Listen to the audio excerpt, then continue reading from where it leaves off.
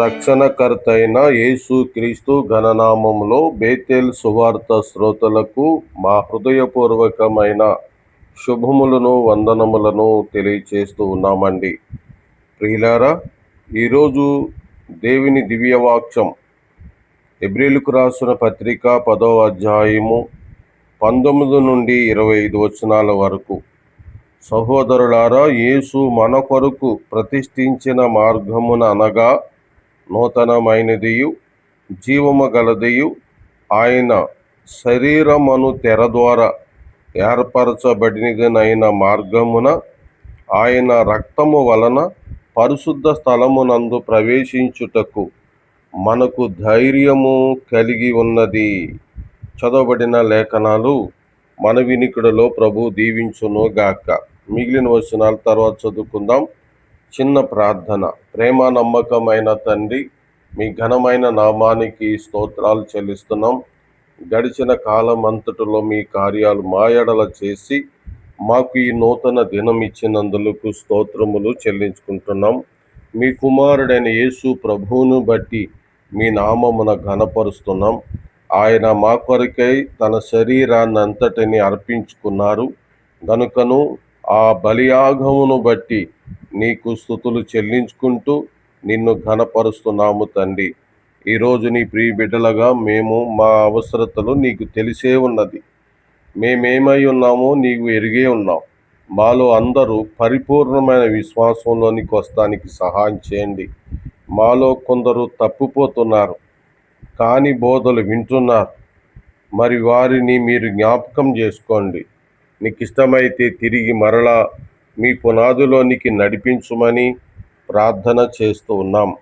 అలాగే నైనా, నీ ప్రియ బిడ్డల్లో చాలామంది బైబిలులో ఉన్న విషయాల మీద అవగాహన లోపముగా ఉన్నారు.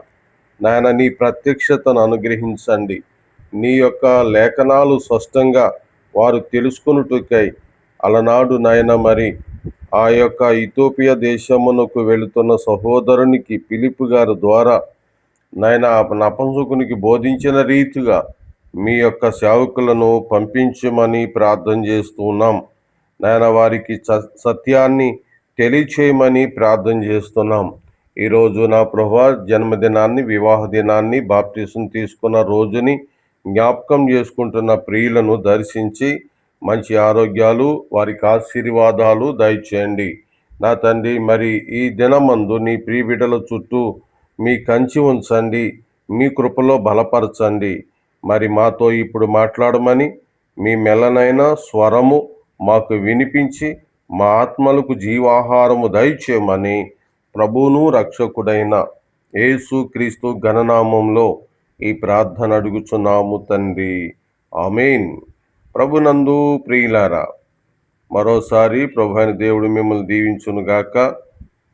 మనం చదువుకున్న వచనాలలో మనము గత దినాల్లో 18 వచనాల వరకు చదువుకోవటం జరిగింది. ఈరోజు 19, 20 కలిపి వచనాలు చదివి అక్కడితోటి మనం ఆపటం జరిగింది. ఈ విషయాల్లో మనం ఆలోచన చేస్తే మన ప్రధాన యాజకుడైన యేసు ప్రభువుని నిమిత్తం మరి 2వ అధ్యాయము 17వ వచనములో ఈ గ్రంథకర్త ప్రారంభించాడు. ప్రధాన యాజకుడవు నిమిత్తము మన సహోదరుల వంటి వాడుగా ఆయన మారవలసి వచ్చింది అని 2:17 వచనంలో ప్రారంభించటం జరిగింది. అక్కడి నుండి మనకు నిజమైన ప్రధాన యాజకుడు, గొప్ప ప్రధాన యాజకుడు, శ్రేష్టమైన నిరీక్షణ, శ్రేష్టమైన మార్గం అనే మాటలతో ఈ అధ్యాయాలన్నిటిలోంచి ఆయన బోధించుకుంటూ వచ్చాడు. ఇక 19, 20 వచనాలలో మనకి 21 వచనాలు కూడా ఈ దీంట్లో భాగమండి. మనకి ఇక్కడ నుండి ప్రధాన యాజకుని గురించి ఇక బోధించటం లేదు. ఇక్కడ నుండి మన గురించి విశ్వాసులు ఎట్లా ఉండాలి, విశ్వాసులు ఎలా నడాలి, దేని మీద వారి పరిపూర్ణత అవ్వాలి అనే విషయాలు తేటగా బోధ చేస్తూ ఉన్నాడు. మరి 13వ అధ్యాయంలో చివరికి వచ్చేసరికి యేసు ప్రభు శిలువ మరణం శిబిరం వెనకాల అన్నప్పుడు అక్కడ ఒక ప్రధాన యాజకుని మాట తెలియపరుచుతూ వచ్చిన ఇక్కడి నుండి ఆయన పాఠాలు ఇక్కడ వరకు ప్రధాన యాజకుని గురించి చెప్పుట దాని మీద ముగించినాడని నేను మీకు గుర్తు చేస్తూ ఉన్నాను. కాబట్టి ప్రియమైన వారలారా, మన కొరకు ప్రభు చక్కని విషయాలు ఈ గ్రంథంలో వ్రాసించారు. కాబట్టి ఈ సత్యం అంతటి ప్రకారంగా మనం నడుచుకోవాలని హెచ్చరిక మనకి ఇవ్వబడుతూ వచ్చిందండి. కాబట్టి ఎవరైతే నడుచుకుంటారో వారు దేవుని ఎదుట వారి స్థాయి పరిపూర్ణమై ఉంటుందని ఇందులోనే అమూల్యమైన సత్యాలు ఆయన మనకు బోధ చేస్తూ ఉన్నాడు. కాబట్టి మనము యేసు క్రీస్తు ప్రతిష్ఠించిన మార్గమున మనము ప్రయాణము చేయవలసిన వారమై ఉన్నాం. సహోదరులారా, యేసు మన కొరకు ప్రతిష్ఠించిన మార్గమున అనగా నూతనమైనది అన్నారు. అవునండి, మన కొరకు ఈ మార్గాన్ని ప్రతిష్ఠించటానికి ఆయన కోడుల రక్తం కానీ మేకల రక్తము కానీ తీసుకొనలేదు. ఆ విషయాలు ముందు ధ్యానించినాం. మన కొరకు ఈ మార్గమును ప్రతిష్ఠించటానికి యేసుక్రీస్తు వారు స్వరక్తముతో ప్రతిష్ఠించారు అనే విషయం జ్ఞాపకం చేసుకోవాలండి. కాబట్టి ఈ మార్గం మనకి ప్రభువే స్వయంగా చెప్పెళ్ళారు. నేనే మార్గమును, నేనే సత్యమును, నేనే జీవమును అని. ఆయన భౌతిక శరీరములో ఉన్నప్పుడు చెప్పిన మాట వాస్తవం. అయితే ఆయన వెళ్ళిన తర్వాత ఆ మార్గము మనకి నూతన నిబంధన ఇవ్వటం ద్వారా ప్రత్యక్షమైంది. కాబట్టి ఆ మార్గమును గురించి గ్రంథకర్త చెప్తూ ఉన్నాడు. అనగా నూతనమైనది. ఇది ఎప్పుడు మాసిపోదండి, పాతబడదండి. ఇది ఎప్పుడు నూతనమైనదిగానే ఉంటుంది.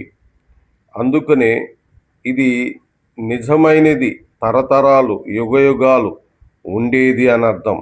ఆ తర్వాత నూతనమైనది అనే మాటకు అర్థాన్ని యుగముల సమాప్తి యందు అనే మాట మనం చూస్తాం. యుగముల సమాప్తి యందు ఆయన సిలువ వేయబడ్డారు. అంటే కాలం అక్కడికి సంపూర్ణమైంది అని అర్థం. లేకపోతే ఇంకా కాలాలు అక్కడికి ముగింపు అయింది అని అర్థం. కాబట్టి ఇక దినాలు, ఇక సంవత్సరాలు ఈ భూమి మీద అలాగే పరలోకంలో ఉండేదిగా, ఇక అది ఒక నూతనమైనదిగా ఉంటుందే తప్ప పాతబడదని అర్థం అండి. అందుకనే 10:14లో ఒక అర్పణ చేత ఈయన పరిశుద్ధపరచుబడు వారిని సదాకాలమునకు సంపూర్ణులుగా చేసి ఉన్నాడు. చూసారండి, సదాకాలం నూతనముగానే ఉంటుంది. కాబట్టి ఈ నూతనమైన మార్గాన్ని సహోదరుడా తెలుసుకో. ఈ నూతనమైన మార్గమును నువ్వు ఎరిగి అందులో నువ్వు ప్రవేశిస్తే, ఇంకా నువ్వు నమ్మకుండా ఉండి ఇప్పుడు నమ్మి ప్రవేశిస్తే నీవు నూతన పరచబడతావు. అందుకనే 1 కొరింథీ 5:17లో కాగా క్రీస్తేసునందున్నవాడు ఎవడైనా క్రీస్తేసునందుంటే వాడు నూతన సృష్టి అని చేయబడి ఉంది. ఈ నూతనమైన మార్గము నూతనమైనది, పాతగా ఉన్న మన జీవితాలను నూతన పరిచేది. కాబట్టి ఇంకా అనేక విషయాలు ఇందులో మనము 19, 20, 21 వచనాల్లో నేర్చుకొనబోతున్నాం. కాబట్టి ఇవన్నీ రేపటి నుండి మనం అన్ని విషయాలు నేర్చుకుందాం. ఈరోజు నీవు నూతనంగా ఉండాలి. ఎందుకనగా నూతన మార్గంలో నడుస్తున్నావు. ఆయన రక్తం ద్వారా ప్రతిష్ఠించబడిన మార్గంలో, జీవ మార్గంలో నువ్వు ఉన్నావు గనుక ఆయనకి సాక్షులుగా, ఆయనకి సాక్షురాలుగా మనమందరం ఉండవలసిన వారమై ఉన్నాం. కాబట్టి అమూల్యమైన మాటలు ఇందులోంచి మనం నేర్చుకొనబోతున్నాం. అనుదినము మీకు వాక్యం వచ్చేలాగా ప్రార్థించండి. నేను కూడా వాక్యం పంపులాగునను మీరు కూడా తరచూ వచ్చిన వాక్యం తప్పనిసరిగా వినేలాగా మీరు ప్రేరేప్యం కలిగి ఈ మాటలు వినటానికి వేగురు పడాలని ప్రభు నామంలో మీకు తెలియజేస్తూ మరి ఈరోజు వర్తమానం ముగిస్తూ ఉన్నాను. ప్రభు అయిన దేవుడు మనకి ఇప్పుడు మరెల్లప్పుడు సదాకాలము తోడై నడిపించునుగాక. ఆమేన్. మీ సేవకుడు కృష్ణకేప. మీ అవసరతలు ఏదైనా ఉంటే తెలియచేయండి. రండి, వాక్యం ద్వారా స్నేహించేద్దాం. రండి, యేసుక్రీస్తును బట్టి సంతోషిద్దాం.